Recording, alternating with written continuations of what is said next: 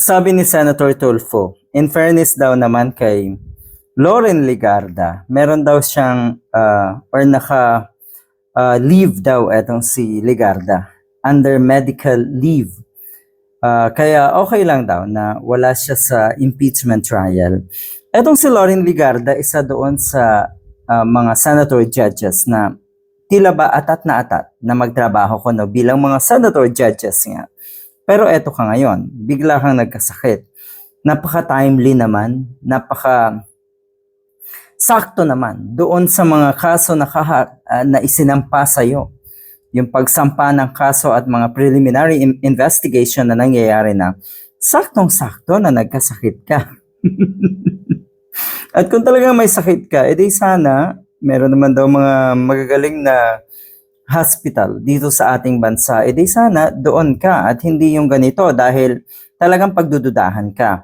Hinihiling neto si Ms. Loren Legarda na huwag daw siyang pagdudahan sa kanyang pag-alis sa ating bansa. Guilt can trigger emotional, mental, and physical distress. It can also trigger an urgent need to travel. Yun pala ang totoo.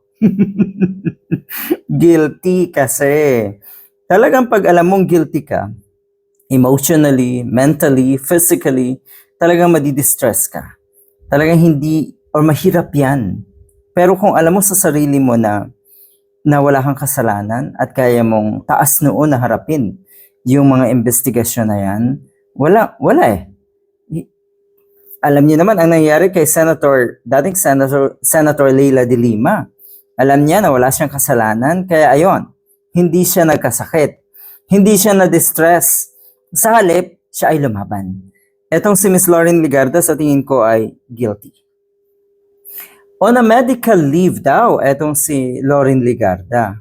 Pero ayan, at fit to travel. Will she undergo a surgery that can only be done sa ibang bansa? Diba tama yung unang punto natin?